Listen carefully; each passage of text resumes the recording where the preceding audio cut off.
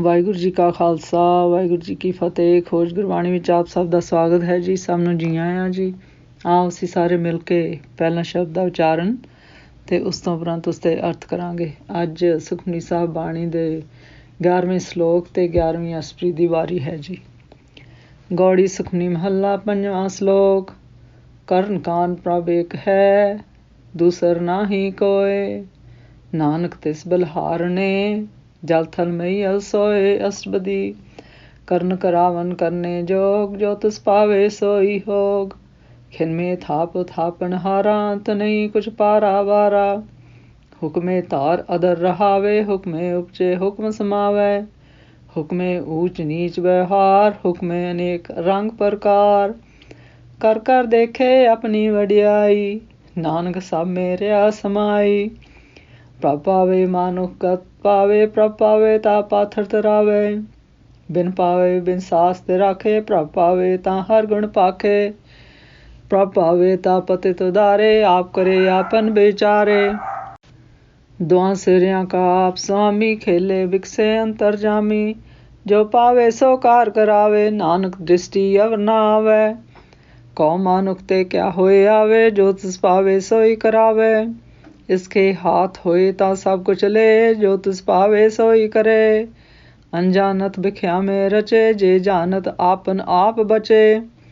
ਪਰਮੇ ਭੂਲਾ ਦੈ ਤਿਸ ਤਾਵੇ, ਨਿਮਖ ਮੇ ਚਾਰ ਕੁੰਠ ਫਿਰ ਆਵੇ। ਕਰ ਕਿਰਪਾ ਜਿਸ ਆਪਣੀ ਭਗਤੀ ਦੇ, ਨਾਨਕ ਤੇ ਜਨ ਨਾਮ ਮਿਲੇ। ਖਿਨ ਮੇ ਨੀਚ ਕੀਟ ਕੋ ਰਾਜ, ਪਾਰ ਬ੍ਰਹਮ ਗਰੀਬ ਨਿਵਾਜ। ਜਾ ਕਾ ਦ੍ਰਿਸ਼ ਕੁਛ ਨਾ ਆਵੇ, ਤਿਸ ਤਸ ਕਾਲ ਤੈ ਦੈ ਦਿਸ ਪ੍ਰਗਟਾਵੇ। ਜਾ ਕਿਉ ਆਪਣੀ ਕਰੇ ਬਖਸ਼ੀਸ, ਤਾ ਕਾ ਲੇਖਾ ਨ ਗਨੇ ਜਗਦੀਸ਼। ਜਿਉ ਪਿੰਡ ਸਭ ਤਿਸ ਕੀ ਰਾਸ, ਕਟ ਕਟ ਪੂਰਨ ਬ੍ਰਹਮ ਪ੍ਰਗਾਸ। ਆਪਣੀ ਬਣਤ ਆਪ ਬਣਾਈ, ਨਾਨਕ ਜੀਵੇ ਦੇਖ ਬੜਾਈ। ਇਸਕਾ ਬਲ ਨਾਹੀ ਹਿਸ ਹਾਥ, ਕਰਨ ਕਰਾਵਨ ਸਰਬ ਕੋ ਨਾਥ। ਆਗਿਆਕਾਰੀ ਬਪਰਾ ਜੀਓ, ਜੋ ਤਿਸ ਪਾਵੇ ਸੋਈ ਫੁੰਥਿਓ। ਕਬੂ ਊਚ ਨੀਚ में बसे, कबू सोग हर्ष रंग हसे। कबू निंज चिंद व्यवहार, कबू बकास प्याल। नानक बेता कबू बेता ब्रह्म विचार, नानक आप मिलावन हार। कबू नृत करे बहुपात, कबू सोए रहे दिन रात। कबू महाक्रोध विकराल, कबू सर्व की होत रवाल। कबू होए बहे बड़ राजा, कबू बुखारी नीच का साजा। कबू आप कीर्त में आवे, कबू भला भला कहावे। जो पाप प्रभ राखे तिवहि रवे, गुर प्रसाद नानक सच कहे। कबू होए पंडित करे बखान, कबू मोहन ला तारी लावे ध्यान। कबू तीर्थ तीर्थ स्नान, कबू सिद्ध साधक मुख ज्ञान। कबू कीट हस्त पतंग होए जिया, नेक जौन पर में परमिया। नाना रूप जो स्वांगी दिखावे, जो प्रभ पावे तिवे नचावे। जो तिस पावे सोई होए, नानक दूजा अवर न कोय। कबू साध संगत ए पावे, उस स्थान ते बाहर न आवे। अंतर होए ज्ञान प्रगास, उस स्थान का नहीं विनाश। मन तन राम नाम रते इक रंग, सदा बसे पार ब्रह्म के संग। ज्यों जल में जल आए खटाना, त्यों ज्योति संग ज्योत समाना। मिट गए गवन पाए विश्राम, नानक प्रभ के सदगुरबान। मिट गए गवन पाए विश्राम, नानक प्रभ के सदगुरबान। श्लोक। ਕਰਨ ਕਾਰਨ ਪ੍ਰਭ ਏਕ ਹੈ, ਦੂਸਰ ਨਾਹੀ ਕੋਇ, ਨਾਨਕ ਤਿਸ ਬਲਿਹਾਰ ਨੇ, ਜਲ ਥਲ ਮਈ ਅਲਸੋਏ। ਇਸ ਸ਼ਲੋਕ ਵਿੱਚ ਗੁਰੂ ਜੀ ਸਾਨੂੰ ਦੱਸਦੇ ਹਨ ਕਿ ਕਰਨ ਅਤੇ ਕਰਾਉਣ ਵਾਲਾ ਸਾਰੀ ਸ੍ਰਿਸ਼ਟੀ ਦਾ ਰੂਪ, ਕਰਨ ਕਰਾਉਣ ਵਾਲਾ ਕੇਵਲ ਅਤੇ ਕੇਵਲ ਇੱਕ ਪਰਮੇਸ਼ਰ ਹੀ ਹੈ ਜੀ। ਉਸ ਤੋਂ ਬਿਨਾਂ ਦੂਜਾ ਕੋਈ ਹੋਰ ਨਹੀਂ ਹੈ ਜੀ। ਭਾਵ ਸਾਰੇ ਕਾਰਨ ਪ੍ਰਪੰਚ ਦੇ ਕਾਰਨ ਸਾਧਨ ਜੋ ਮਹੱਤਵ ਆਦਿ ਹਨ, ਉਹਨਾਂ ਦਾ ਕਾਰਨ ਭਾਵ ਕਰਨ ਵਾਲੇ ਕੇਵਲ ਤੇ ਕੇਵਲ ਇੱਕ ਪਰਮੇਸ਼ਰ ਹੀ ਹਨ ਜੀ। ਫਿਰ ਗੁਰੂ ਜੀ ਕਹਿੰਦੇ ਹਨ ਕਿ ਉਸ ਪਰਮੇਸ਼ਰ ਤੋਂ ਅਸੀਂ ਸਦਾ ਬਲਿਹਾਰ ਜਾਂਦੇ ਹਾਂ ਜੀ। ਉਹ ਕਰਤਾ ਪੁਰਖ ਪਾਰ ਬ੍ਰਹਮ ਜਲਾਂ ਥਲਾਂ ਪ੍ਰਿਥਵੀ ਆਕਾਸ਼ ਵਿੱਚ ਪੂਰਨ ਹੈ ਜੀ, ਸਭ ਜਗ੍ਹਾ ਵਰਤ ਰਿਹਾ ਹੈ ਜੀ, ਸਭ ਜਗ੍ਹਾ ਵਿਸਰਿਆ ਹੋਇਆ ਹੈ ਜੀ। ਫਿਰ ਗੁਰੂ ਜੀ ਅਸਲੀ ਵਿੱਚ ਸਾਨੂੰ ਦੱਸਦੇ ਹਨ ਇਹ ਸਾਰੇ ਸੰਸਾਰ ਜਗਤ ਨੂੰ ਕਰਨ ਸਾਧਨ ਕਰਾਉਣ ਜੋ ਮਹੱਤਤਾ ਵਾਲੇ ਆਏ ਹਨ ਅਤੇ ਉਹਨਾਂ ਦੁਆਰਾ ਕਰਨ ਵਾਲੇ ਵੀ ਪਰਮੇਸ਼ਰ ਆਪ ਹੀ ਹਨ ਜੀ, ਆਪ ਹੀ ਉਸ ਦੇ ਯੋਗ ਹਨ। ਫਿਰ ਗੁਰੂ ਜੀ ਕਹਿੰਦੇ ਹਨ ਜੋ ਪਰਮੇਸ਼ਰ ਹੈ, ਜੋ ਉਸ ਨੂੰ ਚੰਗਾ ਲੱਗਦਾ ਹੈ ਜੀ, ਭਾਉਂਦਾ ਹੈ ਜੀ, ਉਹੀ ਕੁਝ ਹੁੰਦਾ ਹੈ ਜੀ। ਫਿਰ ਗੁਰੂ ਜੀ ਕਹਿੰਦੇ ਹਨ ਪਰਮੇਸ਼ਰ ਇੱਕ ਛਿਣ ਵਿੱਚ ਪਲ ਵਿੱਚ ਸਥਾਪਨਾ ਪਾਲਣ ਅਤੇ ਉਥਾਪਣਹਾਰਾ ਭਾਵ ਸਭ ਕੁਝ ਇੱਕ ਛਿਣ ਵਿੱਚ ਨਾਸ਼ ਵੀ ਕਰਨ ਵਾਲਾ ਹੈ ਜੀ ਅਤੇ ਰੱਖਣ ਵਾਲਾ ਵੀ ਹੈ ਜੀ, ਅਤੇ ਉਸ ਦਾ ਨਾ ਕੋਈ ਅੰਤ ਹੈ ਜੀ ਅਤੇ ਨਾ ਪਾਰ ਉਰਾਰ ਭਾਵ ਉਸ ਦਾ ਨਾ ਕੋਈ ਸ਼ੁਰੂਆਤ ਅਤੇ ਨਾ ਕੋਈ ਅੰਤ ਹੈ ਜੀ, ਅਤੇ ਨਾ ਹੀ ਕੋਈ ਉਸਦਾ ਆਰ ਪਾਰ ਪਾ ਸਕਦਾ ਹੈ ਜੀ। ਫਿਰ ਗੁਰੂ ਜੀ ਕਹਿੰਦੇ ਹਨ ਆਪਣੇ ਹੁਕਮ ਨਾਲ ਹੀ ਉਸ ਪਰਮੇਸ਼ਰ ਨੇ ਸਾਰੀ ਸ੍ਰਿਸ਼ਟੀ ਨੂੰ ਸਿਰਜ ਕੇ ਬਿਨਾਂ ਆਸਰੇ ਟਿਕਾਈ ਰੱਖਦਾ ਹੈ ਜੀ, ਅਤੇ ਸਾਰੀ ਸ੍ਰਿਸ਼ਟੀ ਦੇ ਜੀਵ ਉਸਦੇ ਹੁਕਮ ਤੋਂ ਪੈਦਾ ਹੋਏ ਹਨ ਜੀ, ਅਤੇ ਫਿਰ ਹੁਕਮ ਵਿੱਚ ਹੀ ਸਮਾ ਜਾਂਦੇ ਹਨ ਜੀ, ਭਾਵ ਮਰ ਜਾਂਦੇ ਹਨ ਜੀ, ਅੰਤ ਹੋ ਜਾਂਦਾ ਹੈ ਜੀ। ਫਿਰ ਗੁਰੂ ਜੀ ਕਹਿੰਦੇ ਹਨ ਉਹ ਉਸ ਦੇ ਹੁਕਮ ਵਿੱਚ ਹੀ ਉੱਚਿਆਂ ਨੀਵਿਆਂ ਦਾ ਵਿਵਹਾਰ ਹੋ ਰਿਹਾ ਹੈ ਜੀ, ਅਤੇ ਉਸ ਦੇ ਹੁਕਮ ਵਿੱਚ ਹੀ ਅਨੇਕ ਤਰ੍ਹਾਂ ਦੇ ਰੰਗ ਤਮਾਸ਼ੇ ਅਤੇ ਆਨੰਦ ਹੋ ਰਹੇ ਹਨ ਜੀ। ਫਿਰ ਗੁਰੂ ਜੀ ਕਹਿੰਦੇ ਹਨ ਉਹ ਪਰਮੇਸ਼ਰ ਸ੍ਰਿਸ਼ਟੀ ਦੀ ਰਚਨਾ ਕਰਕੇ ਆਪਣੀ ਵਡਿਆਈ ਆਪ ਹੀ ਵੇਖ ਰਿਹਾ ਹੈ ਜੀ। ਫਿਰ ਗੁਰੂ ਜੀ ਕਹਿੰਦੇ ਹਨ ਕਿ ਉਹ ਪਰਮੇਸ਼ਰ ਸਭ ਭਾਵ ਸਾਰਿਆਂ ਵਿੱਚ ਆਪ ਹੀ ਸਮਾਇਆ ਹੋਇਆ ਹੈ ਜੀ। ਜੇ ਪਰਮੇਸ਼ਰ ਨੂੰ ਚੰਗਾ ਲੱਗੇ ਭਾਵੇ ਤਾਂ ਜੀ ਮਨੁੱਖ ਗੁਰਸ਼ਬਦ ਗੁਰਬਾਣੀ ਨਾਮ ਅਤੇ ਤਾਂ ਹੀ ਸਦਗਤ ਭਾਵ ਮੁਕਤੀ ਪ੍ਰਾਪਤ ਕਰ ਸਕਦਾ ਹੈ ਜੀ। ਫਿਰ ਗੁਰੂ ਜੀ ਕਹਿੰਦੇ ਹਨ ਜੇ ਪਰਮੇਸ਼ਰ ਨੂੰ ਭਾਵੇ ਤਾਂ ਪੱਥਰ ਵਰਗੇ ਕਠੋਰ ਚਿੱਤ ਵਾਲੇ ਲੋਕਾਂ ਨੂੰ ਵੀ ਤਾਰ ਦਿੰਦਾ ਹੈ ਜੀ। ਜੇ ਪਰਮੇਸ਼ਰ ਨੂੰ ਭਾਵੇ ਤਾਂ ਬਿਨਾਂ ਸਵਾਸਾਂ ਦੇ ਹੀ ਬਚਾ ਲੈਂਦਾ ਹੈ ਜੀ। ਫਿਰ ਗੁਰੂ ਜੀ ਕਹਿੰਦੇ ਹਨ ਜੇ ਪਰਮੇਸ਼ਰ ਨੂੰ ਭਾਵੇ ਤਾਂ ਜੀਵ ਪਰਮੇਸ਼ਰ ਹਰ ਦੇ ਗੁਰਸ਼ਬਦ ਗੁਰਬਾਣੀ ਨਾਮ ਦੇ ਗੁਣਾਂ ਦਾ ਬਖਾਨ ਕਥਨ ਕਰਦਾ ਹੈ ਜੀ, ਅਤੇ ਜੇ ਪਰਮੇਸ਼ਰ ਨੂੰ ਭਾਵੇ ਜੀ ਤਾਂ ਪਾਪੀਆਂ ਨੂੰ ਵੀ, ਜੇ ਪਰਮੇਸ਼ਰ ਨੂੰ ਚੰਗਾ ਲੱਗੇ ਤਾਂ ਪਾਪੀਆਂ ਨੂੰ ਵੀ ਉਧਾਰ ਭਾਵ ਤਾਰ ਲੈਂਦਾ ਹੈ ਜੀ, ਸਿੱਧੇ ਰਸਤੇ ਪਾ ਜਾਂਦਾ ਹੈ ਜੀ। ਉਹ ਆਪਣੇ ਵਿਚਾਰ ਆਪ ਹੀ ਕਰਦਾ ਹੈ ਜੀ, ਅਤੇ ਆਪ ਹੀ ਵਿਚਾਰਦਾ ਹੈ ਜੀ। ਫਿਰ ਗੁਰੂ ਜੀ ਕਹਿੰਦੇ ਹਨ ਉਹ ਪਰਮੇਸ਼ਰ ਦੋਹਾਂ ਪਾਸਿਆਂ ਭਾਵ ਲੋਕ ਪਰਲੋਕ ਦਾ ਮਾਲਕ ਹੈ ਜੀ। ਉਹ ਆਪ ਹੀ ਅੰਤਰਜਾਮੀ ਹੈ ਜੀ, ਅਤੇ ਆਪ ਹੀ ਸੰਸਾਰ ਸ੍ਰਿਸ਼ਟੀ ਦੇ ਖੇਡ ਵੇਖ ਕੇ ਖੁਸ਼ ਹੁੰਦਾ ਹੈ ਜੀ। ਫਿਰ ਗੁਰੂ ਜੀ ਕਹਿੰਦੇ ਹਨ ਉਸਨੂੰ ਜੋ ਭਾਉਂਦਾ ਹੈ ਜੀ ਉਹੀ ਕਾਰਨ ਕਰਮ ਕਰਾਉਂਦਾ ਹੈ ਜੀ। ਫਿਰ ਗੁਰੂ ਜੀ ਕਹਿੰਦੇ ਹਨ ਕਿ ਮੈਂ ਉਸ ਪਰਮੇਸ਼ਰ ਤੋਂ ਮੈਨੂੰ ਹੋਰ ਉਸ ਪਰਮੇਸ਼ਰ ਤੋਂ ਬਿਨਾਂ ਕੋਈ ਨਜ਼ਰ ਨਹੀਂ ਆਉਂਦਾ ਜੀ। ਫਿਰ ਗੁਰੂ ਜੀ ਕਹਿੰਦੇ ਹਨ, ਗੁਰਮੁਖੋ ਇਹ ਦੱਸੋ ਕਿ ਮਨੁੱਖ ਤੋਂ ਕਿਹੜਾ ਕੰਮ ਨਹੀਂ ਹੋ ਸਕਦਾ ਜੀ। ਅਸਲ ਵਿੱਚ ਜੋ ਉਸ ਪਰਮੇਸ਼ਰ ਨੂੰ ਭਾਉਂਦਾ ਹੈ ਜੀ, ਮਨੁੱਖ ਉਹੀ ਕੰਮ ਕਰਦਾ ਹੈ ਜੀ। ਇਸ ਮਨੁੱਖ ਦੇ ਹੱਥ ਭਾਵ ਵੱਸ ਵਿੱਚ ਕੁਝ ਵੀ ਨਹੀਂ ਹੈ ਜੀ। ਜੋ ਕੁਝ ਕਰ ਰਿਹਾ ਹੈ ਜੀ, ਉਹ ਪਰਮੇਸ਼ਰ ਆਪ ਹੀ ਕਰ ਰਿਹਾ ਜੀ, ਪਰ ਇਸ ਦੇ ਵੱਸ ਵਿੱਚ ਕੁਝ ਨਹੀਂ ਹੈ ਜੀ। ਫਿਰ ਗੁਰੂ ਜੀ ਕਹਿੰਦੇ ਹਨ, ਜੋ ਉਸ ਪਰਮੇਸ਼ਰ ਨੂੰ ਭਾਉਂਦਾ ਹੈ, ਇਹ ਜੀਵ ਉਹੀ ਕਰਦਾ ਹੈ ਜੀ। ਫਿਰ ਗੁਰੂ ਜੀ ਕਹਿੰਦੇ ਹਨ, ਮਨੁੱਖ ਅਣਜਾਣਤਾ ਕਰਕੇ ਮਾਇਆਵੀ ਵਿਕਾਰਾਂ ਵਿੱਚ ਫਸਦਾ ਹੈ ਜੀ। ਜੇ ਉਹ ਵਾਸਤਵਿਕ ਵਿਕਾ ਨੂੰ ਭਾਵ ਅਸਲੀਅਤ ਨੂੰ ਜਾਣਦਾ ਹੋਵੇ ਜੀ, ਤਾਂ ਆਪਣੇ ਆਪ ਨੂੰ ਮਾਇਆਵੀ ਵਿਕਾਰਾਂ ਤੋਂ ਬਚਾ ਕੇ ਵੇਖ ਲਵੇ ਜੀ। ਨਹੀਂ ਕਰ ਸਕਦਾ ਜੀ।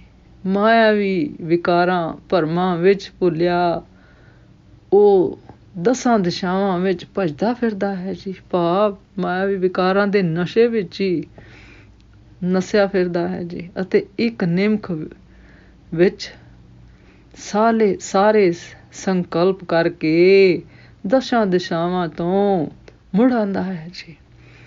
ਫਿਰ ਗੁਰੂ ਜੀ ਕਹਿੰਦੇ ਹਨ, ਪਰਮੇਸ਼ਰ ਆਪਣੀ ਕਿਰਪਾ ਕਰਕੇ ਜਿਸ ਨੂੰ ਆਪਣੇ ਗੁਰਸ਼ਬਦ ਗੁਰਬਾਣੀ ਨਾਮ ਰੂਪ ਭਗਤੀ ਪ੍ਰਦਾਨ ਕਰਦਾ ਹੈ ਜੀ, ਉਹੀ ਉਸਦੀ ਕਦਰ ਕਰਦਾ ਹੈ ਜੀ। ਉਹੀ ਗੁਰਮੁਖ ਸਾਧਕ ਗੁਰਸ਼ਬਦ ਗੁਰਬਾਣੀ ਨਾਮ ਦੁਆਰਾ ਪਰਮੇਸ਼ਰ ਨਾਲ ਮਿਲਦੇ ਹਨ ਜੀ। ਫਿਰ ਗੁਰੂ ਜੀ ਕਹਿੰਦੇ ਹਨ, ਪਰਮੇਸ਼ਰ ਛਿਨ ਭਰ ਵਿੱਚ ਕੀੜੇ ਵਰਗੇ ਨੀਚ ਜੀਵ ਨੂੰ ਰਾਜ ਪ੍ਰਦਾਨ ਕਰ ਦਿੰਦਾ ਹੈ ਜੀ। ਪਾਰ ਬ੍ਰਹਮ ਪਰਮੇਸ਼ਰ ਗਰੀਬਾਂ ਨੂੰ ਨਿਵਾਜਣ ਵਾਲਾ ਹੈ ਜੀ, ਭਾਵ ਆਪਣੀ ਮਿਹਰ ਕਰਦਾ ਹੈ ਜੀ। ਫਿਰ ਗੁਰੂ ਜੀ ਕਹਿੰਦੇ ਹਨ, ਜਿਸ ਮਨੁੱਖ ਦਾ ਕੁਝ ਵੀ ਗੁਣ ਨਜ਼ਰ ਨਾ ਆਉਂਦਾ ਹੋਵੇ, ਉਸ ਨੂੰ ਵੀ ਤਾਰਨ ਵਾਲਾ 10 ਦਿਸ਼ਾ ਵਿੱਚੋਂ ਭਾਵ ਚਾਰੇ ਚਫੇਰੇ ਉਸ ਨੂੰ ਪ੍ਰਤਿਸ਼ਠਾ ਪ੍ਰਦਾਨ ਕਰ ਦਿੰਦਾ ਹੈ ਜੀ। ਫਿਰ ਗੁਰੂ ਜੀ ਕਹਿੰਦੇ, ਜਿਸ ਜੀਵ ਮਨੁੱਖ ਉੱਤੇ ਉਹ ਪਰਮੇਸ਼ਰ ਆਪਣੀ ਬਖਸ਼ਿਸ਼ ਕਰਦਾ ਹੈ ਜੀ, ਫਿਰ ਗੁਰੂ ਜੀ ਕਹਿੰਦੇ ਹਨ, ਪਰਮੇਸ਼ਰ ਉਸਦੇ ਕਰਮਾਂ ਦਾ ਲੇਖਾ ਫਿਰ ਨਹੀਂ ਗਿਣਦਾ ਜੀ। ਇਹ ਜਿੰਦ ਅਤੇ ਸਰੀਰ ਸਭ ਕੁਝ ਪਰਮੇਸ਼ਰ ਦੀ ਰਾਸ ਪੂੰਜੀ ਹੈ ਜੀ।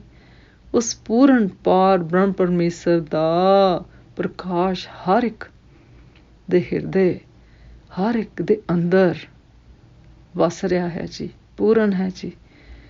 ਜਗਤ ਸੰਸਾਰ ਰੂਪ ਆਪਣੀ ਰਚਨਾ ਪਰਮੇਸ਼ਰ ਨੇ ਆਪ ਬਣਾਈ ਹੈ ਜੀ, ਆਪੀ ਰਚੀ ਹੈ ਜੀ। ਫਿਰ ਗੁਰੂ ਜੀ ਕਹਿੰਦੇ ਹਨ ਕਿ ਉਸ ਪਰਮੇਸ਼ਰ ਦੀ ਵਡਿਆਈ ਵੇਖ ਕੇ ਮੈਂ ਜਿਉਂਦਾ ਹਾਂ ਜੀ। ਫਿਰ ਗੁਰੂ ਜੀ ਕਹਿੰਦੇ ਹਨ, ਇਸ ਜੀਵ ਮਨੁੱਖ ਦਾ ਬਲ ਇਸ ਦੇ ਆਪਣੇ ਹੱਥ ਵਿੱਚ ਨਹੀਂ ਹੈ ਜੀ, ਕਿਉਂਕਿ ਕਰਤਬਾਂ ਵਿੱਚ ਕਰਨ ਕਰਾਉਣ ਵਾਲਾ ਸਭ ਦਾ ਸਵਾਮੀ ਪਰਮੇਸ਼ਰ ਹੀ ਹੈ ਜੀ। ਜੀਵ ਵਿਚਾਰਾ ਤਾਂ ਬਸ ਉਸ ਪਰਮੇਸ਼ਰ ਹਰੀ ਦਾ ਆਗਿਆਕਾਰੀ ਦਾ ਪਾਲਣ ਕਰਨ ਵਾਲਾ, ਭਾਵ ਉਸਦੇ ਹੁਕਮ ਨੂੰ ਮੰਨਣ ਵਾਲਾ ਹੈ ਜੀ। ਜੋ ਉਸ ਪਰਮੇਸ਼ਰ ਨੂੰ ਭਾਉਂਦਾ ਹੈ ਜੀ, ਉਹੀ ਉਹ ਕਰਦਾ ਹੈ ਜੀ। ਫਿਰ ਗੁਰੂ ਜੀ ਕਹਿੰਦੇ ਹਨ ਕਿ ਪਰਮੇਸ਼ਰ ਕਦੇ ਉੱਚਿਆਂ ਅਤੇ ਕਿਤੇ ਨੀਵਿਆਂ ਵਿੱਚ ਵਸ ਰਿਹਾ ਹੈ ਜੀ, ਭਾਵ ਇਹ ਜੀਵ ਕਦੀ ਉੱਚੀ ਅਤੇ ਕਦੀ ਨੀਚੀ ਚਾਹਨਾ ਵਿੱਚ ਵਸਦਾ ਹੈ ਜੀ। ਕਦੇ ਉਹ ਸੋਗ ਵਿੱਚ ਹੁੰਦਾ ਹੈ ਜੀ, ਤੇ ਕਦੇ ਮੌਜ ਵਿੱਚ ਹੁੰਦਾ ਹੈ ਜੀ। ਕਦੇ ਹੋਰਨਾਂ ਦੀਆਂ ਨਿੰਦਿਆ ਸੋਚਦੇ ਰਹਿਣ ਦਾ ਆਪਣਾ ਵਤੀਰਾ ਬਣਾਈ ਰੱਖਦਾ ਹੈ ਜੀ, ਅਤੇ ਕਦੇ ਉਹ ਆਕਾਸ਼ ਤੱਕ ਉੱਚਾ ਅਤੇ ਕਦੇ ਪਤਾਲ ਵਿੱਚ ਨੀਵਾਂ ਚਲਾ ਜਾਂਦਾ ਹੈ ਜੀ। ਕਦੇ ਉਹ ਸ਼ਾਸਤਰ ਬੇਤਾ ਹੋ ਕੇ ਬ੍ਰਹਮ ਵਿਚਾਰ ਦਾ ਗਿਆਨਵਾਨ ਹੁੰਦਾ ਹੈ ਜੀ। ਫਿਰ ਗੁਰੂ ਜੀ ਕਹਿੰਦੇ ਹਨ, ਪਰ ਉਹ ਪਰਮੇਸ਼ਰ ਆਪ ਹੀ ਜੀਵ ਮਨੁੱਖ ਨੂੰ ਆਪਣੇ ਨਾਲ ਮਿਲਾਉਣ ਵਾਲਾ ਹੈ ਜੀ। ਫਿਰ ਗੁਰੂ ਜੀ ਕਹਿੰਦੇ ਹਨ ਪਰਮੇਸ਼ਰ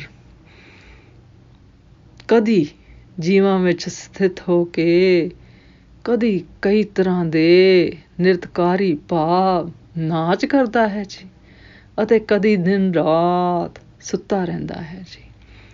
ਫਿਰ ਗੁਰੂ ਜੀ ਕਹਿੰਦੇ ਪਰਮੇਸ਼ਰ ਕਦੀ ਬਹੁਤ ਕ੍ਰੋਧ ਵਿੱਚ ਆ ਕੇ ਡਰਾਉਣ ਵਾਲਾ ਭਿਆਨਕ ਰੂਪ ਧਾਰ ਕਰ ਲੈਂਦਾ ਹੈ ਜੀ, ਅਤੇ ਕਦੀ ਸਭ ਦੇ ਪੈਰਾਂ ਦੀ ਧੂੜ ਬਣਿਆ ਰਹਿੰਦਾ ਹੈ ਜੀ। ਫਿਰ ਗੁਰੂ ਜੀ ਕਹਿੰਦੇ ਨੇ ਕਦੇ ਜੀਵ ਵੱਡਾ ਰਾਜਾ ਬਣ ਬੈਠਦਾ ਹੈ ਜੀ, ਅਤੇ ਕਦੇ ਨੀਵੇਂ ਦਰਜੇ ਦਾ ਭਿਖਾਰੀ ਦਾ ਸੌਂਗ ਬਣਾ ਲੈਂਦਾ ਹੈ ਜੀ। ਕਦੇ ਆਪਣੀ ਅਪਕਿਰਤ ਭਾਵ ਬਦਨਾਮੀ ਕਰਾ ਲੈਂਦਾ ਹੈ ਜੀ, ਅਤੇ ਕਦੇ ਭਲਾ ਭਲਾ ਚੰਗਾ ਚੰਗਾ ਅਖਵਾਉਂਦਾ ਹੈ ਜੀ। ਫਿਰ ਗੁਰੂ ਜੀ ਕਹਿੰਦੇ ਪਰਮੇਸ਼ਰ ਜਿਵੇਂ ਜੀਵ ਮਨੁੱਖ ਨੂੰ ਰੱਖਦਾ ਹੈ ਜੀ, ਤਿਵੇਂ ਹੀ ਉਹ ਰਹਿੰਦਾ ਹੈ ਜੀ। ਫਿਰ ਗੁਰੂ ਜੀ ਕਹਿੰਦੇ ਹਨ ਕਿ ਗੁਰੂ ਦੀ ਕਿਰਪਾ ਨਾਲ ਅਸੀਂ ਸੱਚੀ ਗੱਲ ਕਹਿੰਦੇ ਹਾਂ ਜੀ ਕਿ ਜਿਸ ਉੱਤੇ ਪਰਮੇਸ਼ਰ ਦੀ ਕਿਰਪਾ ਹੁੰਦੀ ਹੈ ਜੀ, ਉਹੀ ਜੀਵ ਉਸ ਸਤ ਸਰੂਪ ਪਾਰ ਬ੍ਰਹਮ ਪਰਮੇਸ਼ਰ ਦੇ ਗੁਰਸ਼ਬਦ ਗੁਰਬਾਣੀ ਨਾਮ ਦੇ ਕਥਨ ਕਰਦੇ ਹਨ ਜੀ। ਫਿਰ ਗੁਰੂ ਜੀ ਕਹਿੰਦੇ ਹਨ ਕਿ ਕਦੇ ਇਹ ਜੀਵ ਪੰਡਤ ਬਣ ਕੇ ਸ਼ਾਸਤਰਾਂ ਦਾ ਵਿਖਾਨ ਕਰਦਾ ਹੈ ਜੀ, ਅਤੇ ਕਦੀ ਮੌਨ ਧਾਰੀ ਬਣ ਕੇ ਧਿਆਨ ਲਗਾਉਂਦਾ ਹੈ ਜੀ। ਫਿਰ ਗੁਰੂ ਜੀ ਕਹਿੰਦੇ ਹਨ ਕਦੇ ਤੀਰਥਾਂ ਦੇ ਕੰਢੇ ਰਹਿ ਕੇ ਇਸ਼ਨਾਨ ਕਰਦਾ ਹੈ ਜੀ, ਅਤੇ ਕਦੇ ਸਿੱਧ ਅਤੇ ਸਾਧਕ ਹੋ ਕੇ ਮੂੰਹ ਤੋਂ ਗਿਆਨ ਦੀਆਂ ਗੱਲਾਂ ਸੁਣਾਉਂਦਾ ਹੈ ਜੀ। ਕਦੇ ਇਹ ਜੀਵ ਕੀੜੇ ਹਾਥੀ ਪਤੰਗ ਆਦਿ ਜੂਨੀਆਂ ਕਦੇ ਕਈ ਤਰ੍ਹਾਂ ਦੇ ਬਣਿਆ ਹੈ ਜੀ, ਅਤੇ ਕਈ ਅਨੇਕ ਜੂਨਾਂ ਵਿੱਚ ਭਰਮਿਆ ਫਿਰਦਾ ਹੈ ਜੀ। ਫਿਰ ਗੁਰੂ ਜੀ ਕਹਿੰਦੇ ਹਨ ਉਹ ਜੀਵ ਸਵਾਂਗੀ ਨਕਲੀਏ ਤਰ੍ਹਾਂ ਵਾਂਗ ਕਈ ਤਰ੍ਹਾਂ ਦੇ ਲਿਬਾਸ ਧਾਰ ਕੇ ਕਈ ਤਰ੍ਹਾਂ ਦੇ ਰੂਪ ਵਿਖਾਉਂਦਾ ਹੈ ਜੀ। ਫਿਰ ਗੁਰੂ ਜੀ ਕਹਿੰਦੇ ਜਿਵੇਂ ਪਰਮੇਸ਼ਰ ਨੂੰ ਭਾਉਂਦਾ ਹੈ ਜੀ, ਤਿਵੇਂ ਹੀ ਇਹ ਜੀਵਾਂ ਨੂੰ ਨਚਾਉਂਦਾ ਹੈ ਜੀ। ਜੋ ਉਸ ਨੂੰ ਭਾਉਂਦਾ ਹੈ ਉਹੀ ਹੁੰਦਾ ਹੈ ਜੀ। ਫਿਰ ਗੁਰੂ ਜੀ ਕਹਿੰਦੇ ਹਨ ਉਸ ਪਰਮੇਸ਼ਰ ਤੋਂ ਬਿਨਾਂ ਹੋਰ ਕੋਈ ਦੂਜਾ ਨਹੀਂ ਹੈ ਜੀ। ਫਿਰ ਗੁਰੂ ਜੀ ਕਹਿੰਦੇ ਨੇ ਕਦੀ ਇਹ ਜੀਵ ਗੁਰਸ਼ਬਦ ਗੁਰਬਾਣੀ ਨਾਮ ਧਾਰ ਕੇ ਅਤੇ ਸਾਧ ਸੰਗਤ ਵਿੱਚ ਬੈਠ ਪਵੇ ਤਾਂ ਫਿਰ ਉਸ ਸਤਸੰਗ ਅਤੇ ਗੁਰਸ਼ਬਦ ਗੁਰਬਾਣੀ ਨਾਮ ਸਥਾਨ ਤੋਂ ਉਦਾਸ ਹੋ ਕੇ ਸੰਸਾਰੀ ਮਾਇਆਵੀ ਵਿਕਾਰਾਂ ਵਿੱਚ ਮੁੜ ਨਹੀਂ ਆਉਂਦਾ, ਭਾਵ ਜੂਨਾਂ ਵਿੱਚ ਫਿਰ ਵਾਪਸ ਨਹੀਂ ਆਉਂਦਾ ਜੀ। ਆਵਾਗਮਨ ਇਸਦਾ ਖਤਮ ਹੋ ਜਾਂਦਾ ਹੈ ਜੀ। ਫਿਰ ਗੁਰੂ ਜੀ ਕਹਿੰਦੇ ਹਨ ਉਸਦੇ ਗੁਰਸ਼ਬਦ ਗੁਰਬਾਣੀ ਨਾਮ ਅਤੇ ਸਤਸੰਗ ਦੇ ਅੰਦਰ ਬ੍ਰਹਮ ਗਿਆਨ ਦਾ ਹਿਰਦੇ ਅੰਦਰ ਬ੍ਰਹਮ ਗਿਆਨ ਦਾ ਪ੍ਰਕਾਸ਼ ਹੋ ਜਾਂਦਾ ਹੈ ਜੀ। ਫਿਰ ਗੁਰੂ ਜੀ ਕਹਿੰਦੇ ਹਨ ਇਸ ਚਾਨਣ ਵਾਸਤੇ ਇਸ ਨੂੰ ਗੁਰਸ਼ਬਦ ਗੁਰਬਾਣੀ ਨਾਮ ਅਤੇ ਸਾਧ ਸੰਗਤ ਵਾਲੇ ਟਿਕਾਣੇ ਦਾ ਕਦੇ ਨਾਸ਼ ਨਹੀਂ ਹੁੰਦਾ ਜੀ। ਉਹ ਸਾਧਕਾਂ ਦਾ ਮਨ ਅਤੇ ਤਨ ਇੱਕ ਨਾਮ ਦੇ ਗੁਰਸ਼ਬਦ ਗੁਰਬਾਣੀ ਨਾਮ ਰੂਪ ਪਰਮੇਸ਼ਰ ਦੇ ਰੰਗ ਵਿੱਚ ਰੰਗੇ ਜਾਂਦੇ ਹਨ ਜੀ। ਉਹ ਫਿਰ ਸਦਾ ਹੀ ਪਾਰ ਬ੍ਰਹਮ ਪਰਮੇਸ਼ਰ ਦੇ ਨਾਲ ਹੀ ਵਸਦੇ ਹਨ ਜੀ। ਕਿਉਂਕਿ ਗੁਰਸ਼ਬਦ ਗੁਰਬਾਣੀ ਨਾਮ ਧਾਰ ਕੇ ਅਤੇ ਸਾਧ ਸੰਗਤ ਦੇ ਸਾਥ ਨਾਲ ਪਰਮੇਸ਼ਰ ਨਾਲ ਲਿਵ ਲੱਗ ਜਾਵੇ ਤਾਂ ਪਰਮੇਸ਼ਰ ਸਾਡੇ ਅੰਦਰ ਹੈ ਹੀ ਹੈ ਜੀ। ਫਿਰ ਅਸੀਂ ਉਸੇ ਨਾਲ ਹੀ ਵਸਣਾ ਹੈ ਨਾ ਜੀ। ਜਿਸ ਤਰ੍ਹਾਂ ਜਲ ਵਿੱਚ ਜਾ ਕੇ ਨਦੀਆਂ ਸਮੁੰਦਰ ਵਿੱਚ ਮਿਲ ਜਾਂਦੀਆਂ ਹਨ ਜੀ, ਉਸੇ ਤਰ੍ਹਾਂ ਗੁਰਸ਼ਬਦ ਗੁਰਬਾਣੀ ਨਾਮ ਧਾਰ ਕੇ ਅਤੇ ਸਤਸੰਗੀ ਮਨੁੱਖ ਦੀ ਜੋਤ ਬ੍ਰਹਮ ਜੋਤ ਪਰਮੇਸ਼ਰ ਹਰ ਨਾਲ ਸਮਾ ਜਾਂਦੀ ਹੈ ਜੀ। ਉਸ ਸਾਧਕ ਦਾ ਆਵਾਗਮਨ ਫਿਰ ਖਤਮ ਹੋ ਜਾਂਦਾ ਹੈ ਜੀ, ਅਤੇ ਉਸ ਨੂੰ ਗੁਰਸ਼ਬਦ ਗੁਰਬਾਣੀ ਨਾਮ ਦੁਆਰਾ ਪਰਮੇਸ਼ਰ ਰੂਪ ਚਰਨਾਂ ਵਿੱਚ ਸਥਾਨ ਪ੍ਰਾਪਤ ਹੋ ਜਾਂਦਾ ਹੈ ਜੀ। ਫਿਰ ਗੁਰੂ ਜੀ ਕਹਿੰਦੇ ਹਨ, ਮੈਂ ਉਸ ਪਰਮੇਸ਼ਰ ਤੋਂ ਸਦਾ ਬਲਹਾਰ ਜਾਂਦਾ ਹੈ ਜੀ।